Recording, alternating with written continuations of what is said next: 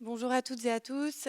Merci donc d'être présents pour cette table ronde autour des enjeux et perspectives du secteur éditorial des sciences et des sciences humaines et sociales, et autour aussi de la valorisation de la richesse de la production éditoriale en langue française dans ce domaine. Je vous prie de nous excuser pour ce petit retard et je salue aussi nos intervenants à distance. Donc vous en avez maintenant l'habitude depuis hier. On va commencer par par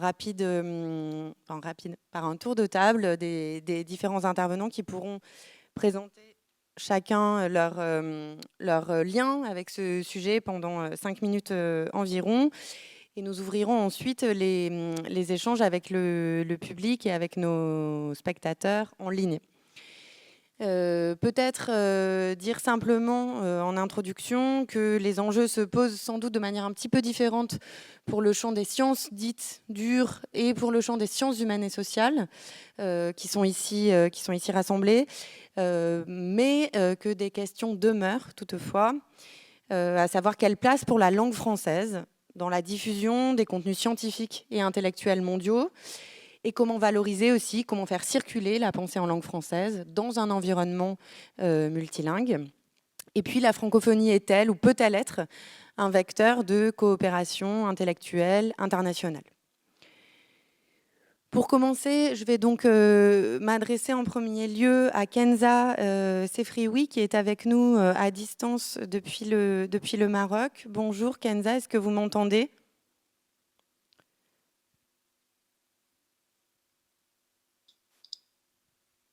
Alors, je ne sais pas si Kenza... Oui, je vous vois. Est-ce Oui, que c'est vous bon. m'entendez correctement?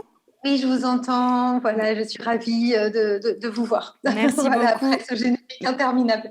Merci Voilà, beaucoup. Merci Kenza d'être avec nous et désolée encore pour cette il n'y a pas de attente. souci. Donc, vous êtes journaliste culturelle, vous êtes critique littéraire et responsable des éditions En Toutes Lettres au Maroc, maison d'édition qui œuvre beaucoup précisément dans le champ des sciences humaines et sociales, par tout un tas d'actions différents que vous allez nous présenter. Donc, je vous laisse la parole autour de cette question donc, de l'existence, de la valorisation d'une francophonie intellectuelle. Merci. Bien, écoutez, ravie d'être virtuellement à vos côtés aujourd'hui, parce que vous posez effectivement une question importante qui est justement la possibilité d'exprimer, notamment par le français, des recherches en sciences humaines et sociales. Alors nous avons fondé En Toutes Lettres à Casablanca en 2012 avec le souci de nous spécialiser que dans l'essai de vulgarisation des recherches en sciences humaines et sociales d'une part, mais aussi dans le journalisme narratif, puisque mon associé et moi, nous sommes journalistes. Nous sommes orientés vers l'édition parce qu'on ne pouvait justement plus avoir cette liberté d'expression dans la presse de notre pays. Donc on avait un triple objectif.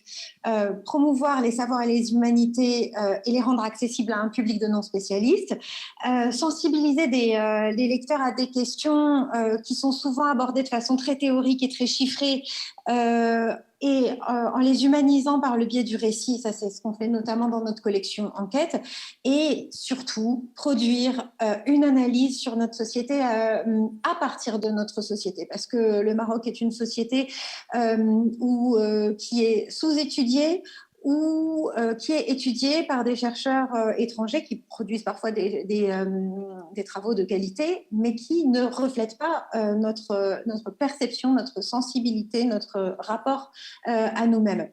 Le défi de cette initiative dans le contexte où je suis, c'est l'absence au Maroc de structuration d'un véritable champ du savoir. Alors l'école publique est en ruine. Et alors, on est à une époque où on n'a jamais eu autant de lecteurs potentiels grâce à la massification de l'accès à l'école, mais l'école est un tel désastre que très peu de gens sortent en ayant les capacités de lire. Les taux d'illettrisme sont très très forts, et puis quand ils sortent, quand ils ont fini le curriculum, souvent ils n'ont même pas le goût de la lecture. D'autre part, l'université a été mise au pas. Donc, il n'y a quasiment pas de recherche en sciences humaines et sociales. C'est devenu un lieu de rente pour des gens dont plus de la moitié n'ont pas produit une seule ligne depuis qu'ils sont en poste. Nous avons également à subir l'écrasement de la presse indépendante et les poursuites de nos collègues journalistes, parfois avec des dossiers fabriqués. Et enfin, en ce qui concerne plus précisément le domaine de l'édition, nous sommes dans un état de déstructuration entretenu, malgré le plaidoyer qui est porté depuis de nombreuses années par certains de mes collègues. Donc nous n'avons pas de véritable politique publique pour le livre. Pour vous donner un exemple, le plan d'aide à l'édition se finance avec un budget qui autrefois était destiné à la création de bibliothèques publiques. Donc on a renoncé à créer des bibliothèques pour soutenir des entreprises privées. Ça génère des pratiques de clientélisme. Et si vous voulez un exemple, vous n'avez qu'à regarder le catalogue des œuvres proposées à la lecture pour les 15-25 ans qui ont été réalisées dans le cadre de ces états généraux. Eh bien, si vous voulez donner le goût de la lecture à ces jeunes avec ces œuvres-là, enfin, je ne parle que de la partie du Maroc, ça vous montre que visiblement les personnes qui se sont occupées de l'établissement de cette liste n'avaient pas vraiment le souci de donner le goût de la lecture aux jeunes. Donc face à cette absence structurelle d'un écosystème favorable, on a été obligé de bricoler pour la survie de notre maison d'édition et nous avons développé un programme de formation qui constitue un véritable modèle économique pour le livre. Donc on a développé un projet qui s'appelle Open Shabab qui a pu être lancé grâce à une subvention d'amorçage de Canal France International. Et le but du jeu, c'est de former des jeunes aux valeurs humanistes, donc égalité homme-femme, mixité sociale et égalité des chances, sécularisation, lutte contre l'extrémisme religieux, libertés individuelles, démocratie participative. Et on leur donne une double formation, théorique sur ces sujets-là, mais aussi pratique pour les former au journalisme d'investigation, donc storytelling, data journalisme, podcast, vidéo. À chaque fois, quels que soient les médias qu'on leur fait travailler, on insiste sur le fait qu'il s'agit d'un langage construit d'une argumentation. Les plus brillants d'entre eux, on les a invités à participer à la réalisation de livres collectifs. Donc, je vous en montre deux. Il y en a eu pour l'instant deux. Migration au Maroc, l'impasse. Et celui-ci qui vient de sortir, Maroc, justice climatique et urgence sociale. Donc, ce sont des collectifs qui sont réalisés par nos jeunes lauréats d'Open Shabab, qu'on met en mentorat avec des journalistes professionnels pour qu'il y ait une véritable transmission d'expérience à la fois sur la méthode de préparation et de réalisation du terrain, mais aussi sur la restitution, sur l'écriture.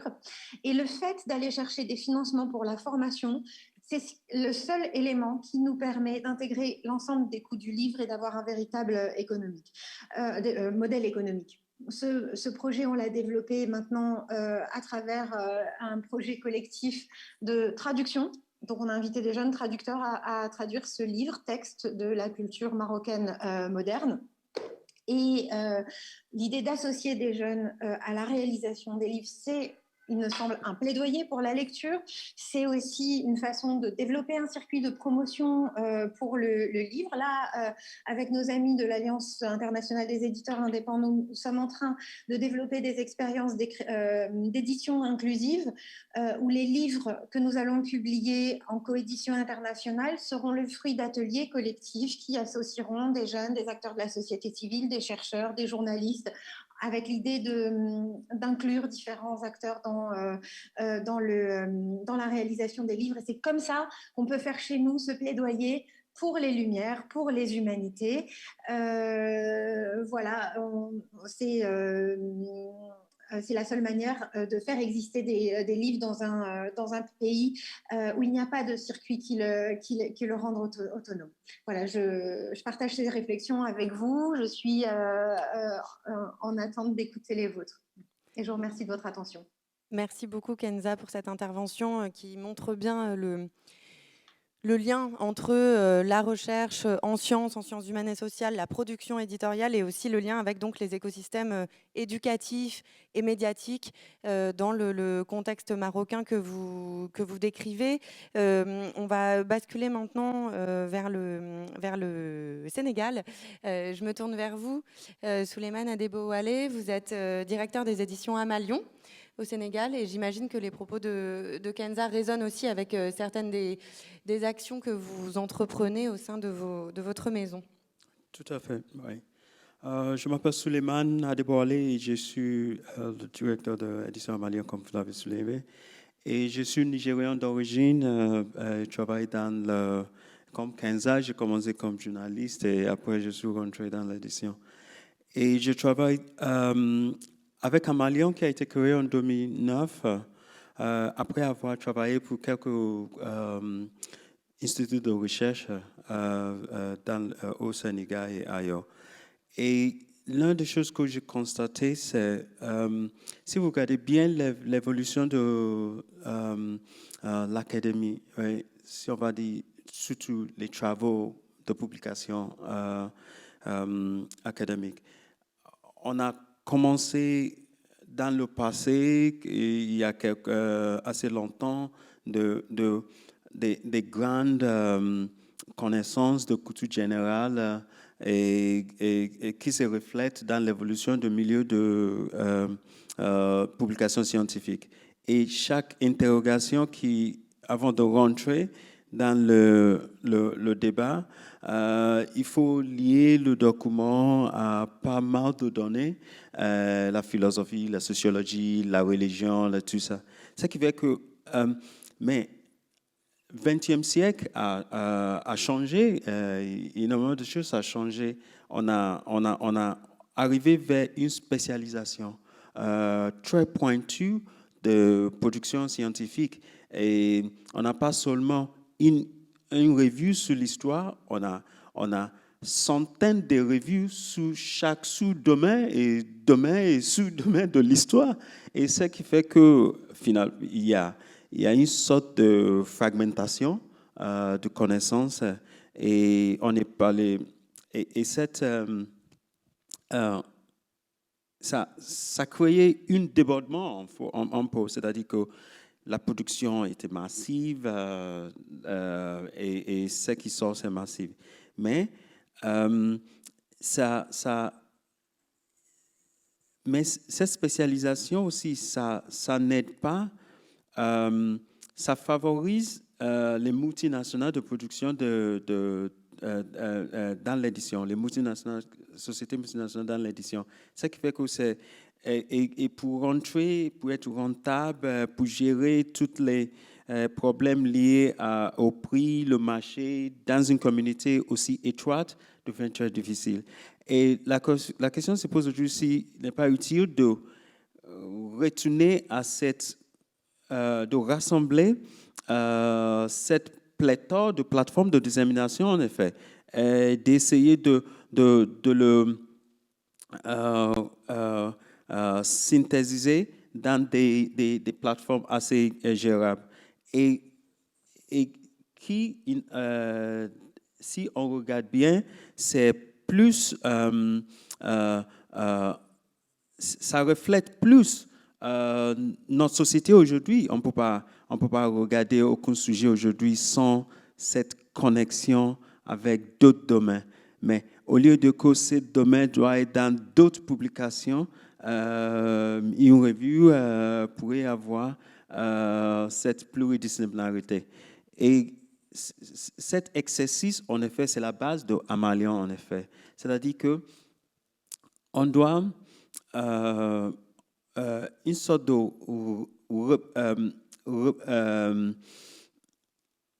la pensée, la connaissance pour nous est plurielle, est divers et alternative.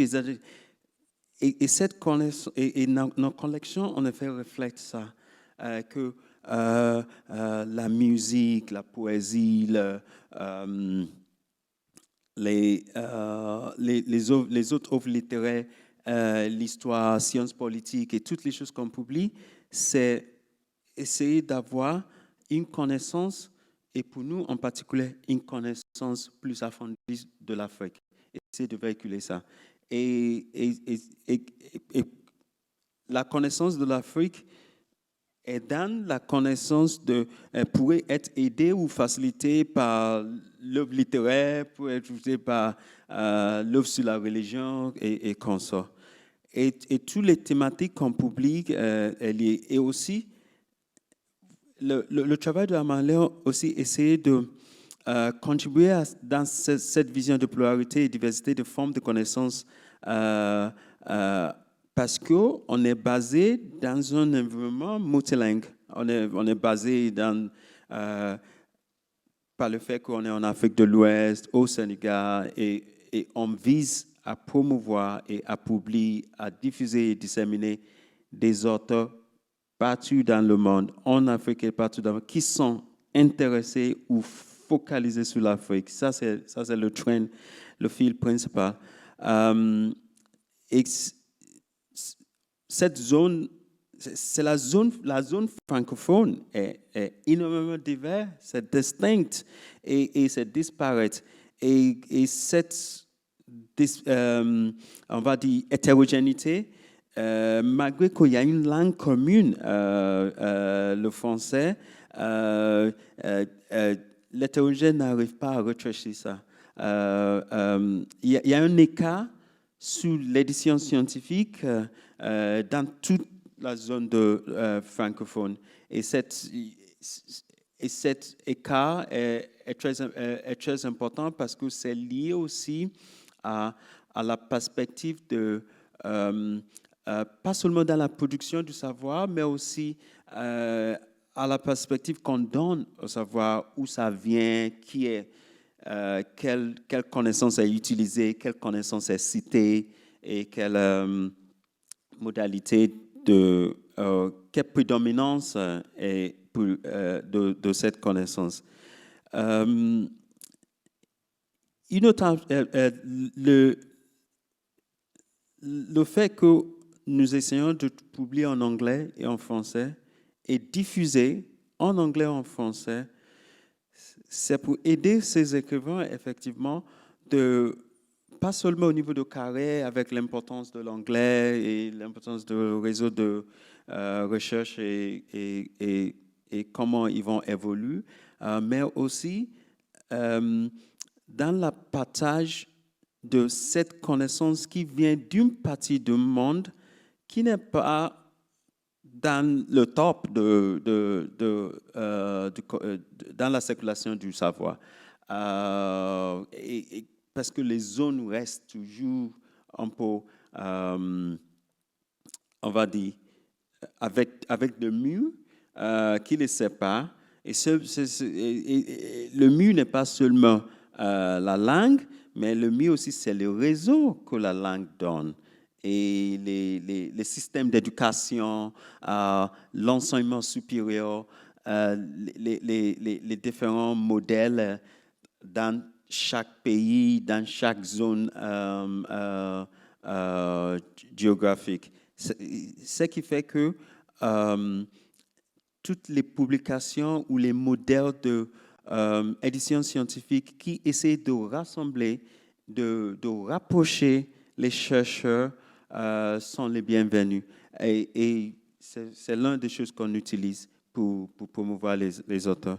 J'ai énormément d'autres choses, mais je vais revenir. J'imagine, peut-être juste une petite précision quand vous dites, quand vous décrivez bien donc cette volonté de rassembler justement des chercheurs éventuellement de pays différents, de valoriser la circulation du savoir. Est-ce que du coup concrètement sur le plan de l'édition, ça passe par des projets en coédition, ça passe par l'usage de certaines plateformes, on va évidemment entendre parler de Cairn ensuite.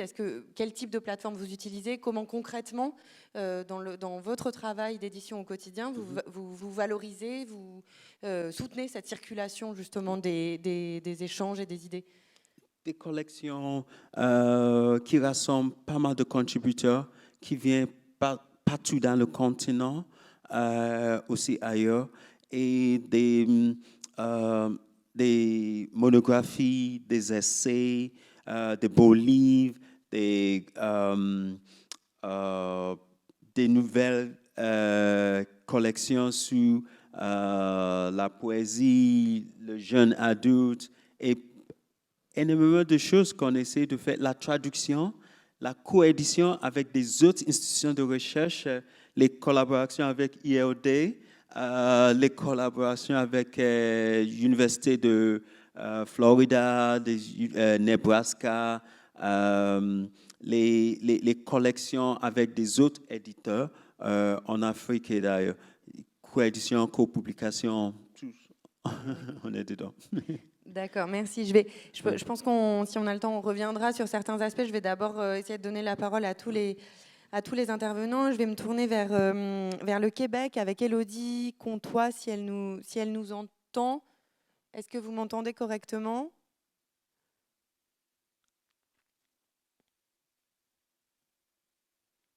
Allô ? Élodie, oui, est-ce que vous m'entendez ? Bonjour. Bonjour, oui, je vous entends. Bonjour, merci d'être avec nous. Vous êtes éditrice chez Éco-Société au Québec. Et je vous laisse donc nous présenter votre travail et nous dresser un bref état des lieux aussi de l'édition et des publications en sciences humaines et sociales au Québec. Oui, merci de m'accueillir cet après-midi, chez vous. Et très intéressant d'entendre les panélistes à la fois du Maroc, du Sénégal. Je vais dresser un portrait un peu du Québec et de la situation des sciences humaines, on va dire, au Québec.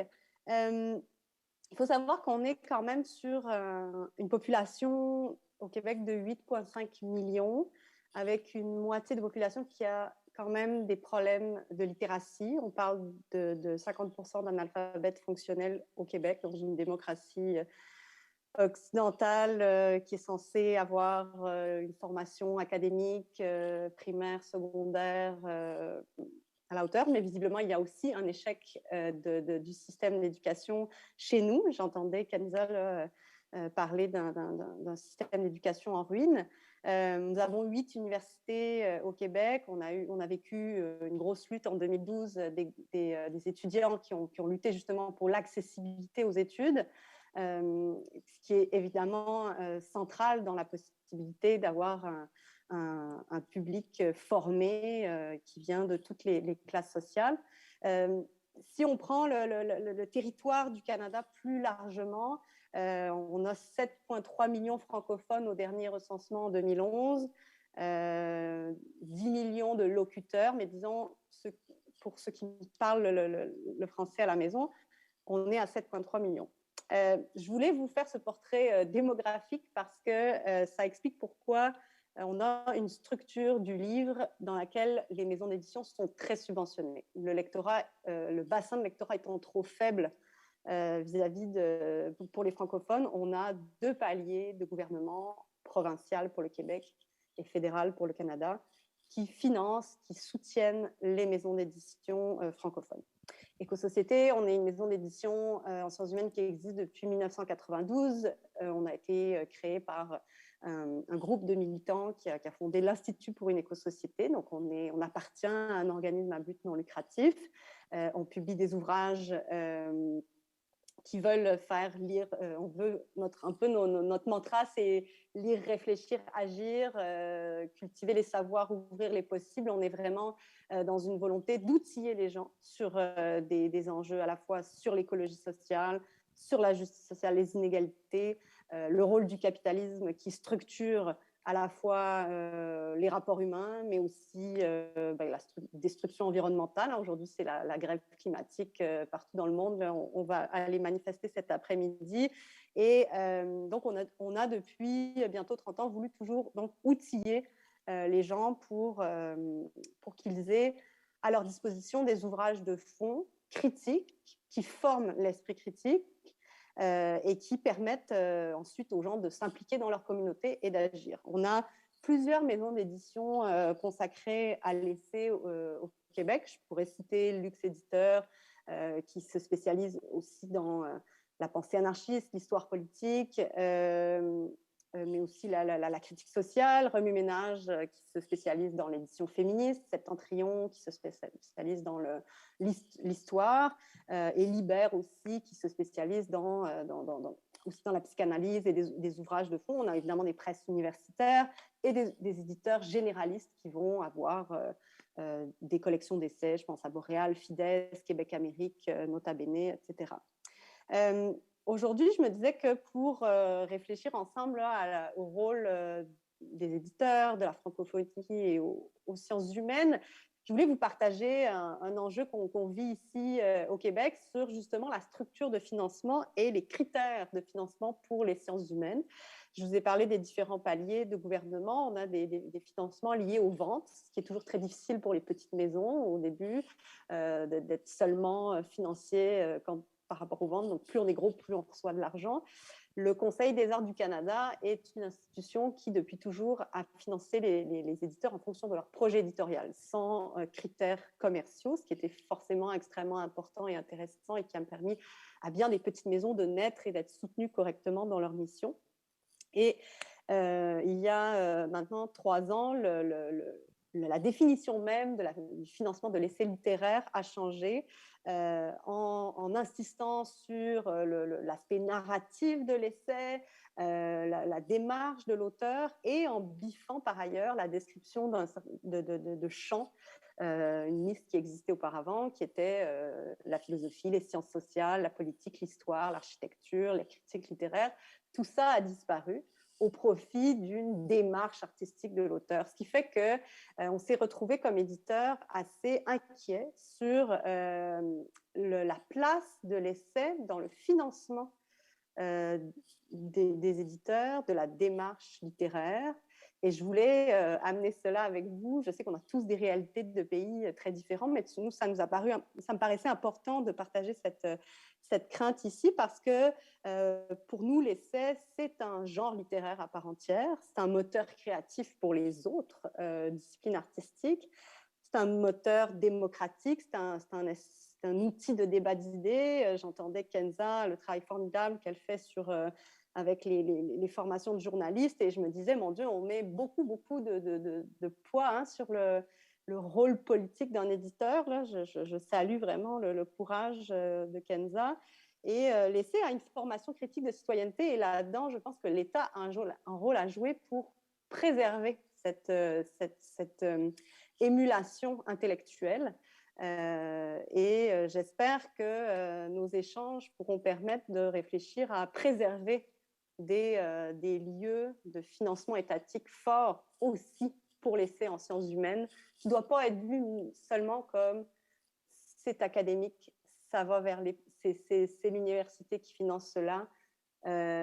L'essai doit aussi être vu comme un genre littéraire à part entière qui est financé par les politiques du livre en général.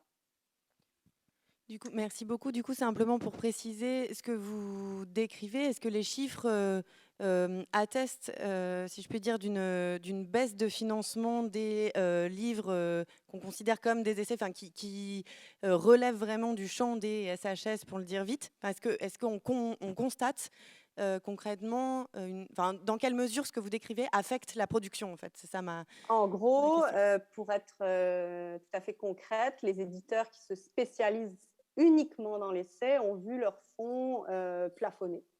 Alors que tous les éditeurs qui sont plus dans le genre de la fiction ont vu leur fonds vraiment augmenter dans un contexte où, en effet, l'institution même du Conseil des arts du Canada a doublé son budget suite à l'élection du gouvernement fédéral, du Parti libéral en 2019. Donc, il y a un paradoxe aussi. On n'était pas dans un contexte de coupe, mais bien d'augmentation de budget. Mais on a vu vraiment financièrement la différence quand même. Et en fait, sur le terrain, nous, ce qui nous inquiète aussi, c'est combien ça nous amène à des distorsions de comment est-ce que ça oriente notre ligne éditoriale, finalement, pour essayer de pousser des formes hybrides qui sont très intéressantes par ailleurs, des formes hybrides où on va croiser le récit et l'essai, qui sont formidables, mais qui viennent pénaliser finalement la forme plus classique de l'essai en sciences humaines. Oui, oui, non, mais c'est vrai que c'est vraiment un double mouvement. À la fois, on assiste vraiment à des initiatives transversales, à une valorisation de l'interdisciplinaire, d'une disparition des champs vraiment très, très fixes. Et ça va de pair, effectivement, avec des problématiques de financement que vous décrivez très bien. On va se tourner, je suis désolée parce que le temps va tourner. On va se pencher un petit peu plus précisément sur la question de la traduction et de la langue. Je me tourne vers vous, Nicolas Bacquaer. Vous êtes chercheur en biomathématiques à l'Institut de recherche pour le développement, à l'IRD, et vous développez un projet de traduction automatique avec correction de livres de sciences. Est-ce que vous pouvez nous en dire plus ? Oui, donc merci pour l'invitation. Je vais vous parler de livres de sciences, sciences, par exemple mathématiques, physique, chimie, biologie, géologie. Alors, à partir d'un certain niveau, disons au niveau recherche ou même maintenant au niveau du master, le livre de sciences est dominé par le livre en anglais. C'est une domination très écrasante, disons. Pour la bonne raison que les francophones, les hispanophones, les germanophones, tous écrivent finalement leurs livres directement en anglais, sans écrire dans leur propre langue. Et donc maintenant, on peut faire autrement. Depuis quelques années, en particulier depuis 2016-2017, les traducteurs automatiques fonctionnent pas trop mal. En particulier, donc vous connaissez peut-être le traducteur de Google, mais il y en a un autre qui fonctionne encore mieux, qui s'appelle DeepL, D-E-E-P-L, qui est une société allemande. Donc l'idée, c'est plutôt que d'écrire en anglais et que en anglais, on peut par exemple écrire un livre en français, que ce soit de la vulgarisation ou même un livre très technique. Et à partir de ce livre, l'auteur peut faire une traduction automatique dans plein de langues. Et la qualité de la traduction automatique est maintenant suffisante pour que, quand il envoie ce texte à ses collègues à l'étranger, les collègues acceptent de corriger les fautes qui restent. Il en reste toujours un petit peu dans une traduction automatique. Et donc, souvent, tout ça se passe entre universitaires ou entre chercheurs, donc ils font la correction gratuitement. Le traducteur automatique lui-même est aussi gratuit. Donc, à la fin, j'ai tenté l'expérience, par exemple, sur mes propres livres. À la fin, on peut mettre, par exemple, le livre gratuitement sur Internet. Si on en veut des exemplaires imprimés, on peut faire de l'auto-édition. J'en ai imprimé un certain nombre.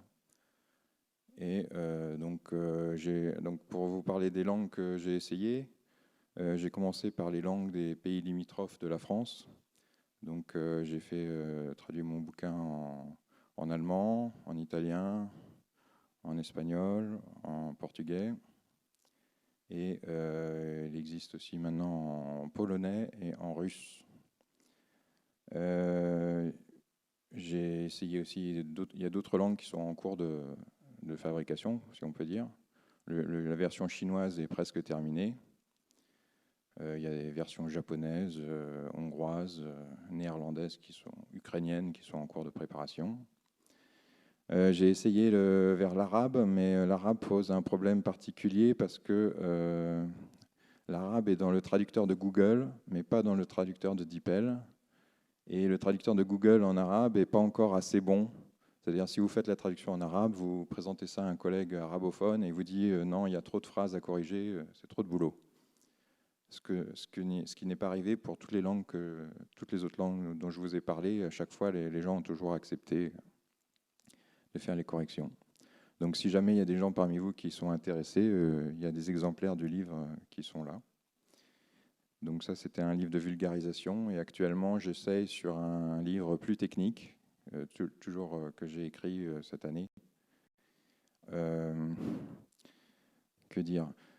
Ça peut aussi fonctionner dans l'autre sens. C'est-à-dire que si les collègues, je ne sais pas moi, italiens ou espagnols, ont par exemple écrit un livre soit dans leur langue, soit en anglais, c'est aussi possible de faire la traduction vers le français en faisant une traduction automatique. Et dans ce cas-là, je me ferai un plaisir de corriger les fautes qui subsistent, si c'est dans mon domaine, disons.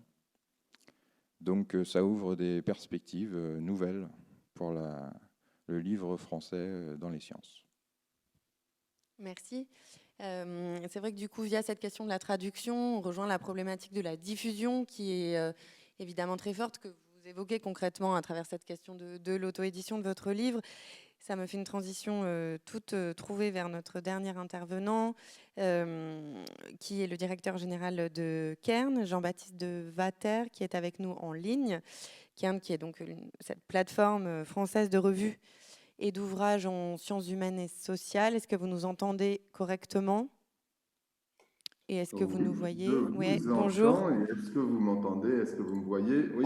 On vous entend, on vous voit. Merci beaucoup d'être avec nous. Pour votre part, vous constatez plutôt l'attractivité des sciences humaines et sociales en langue française.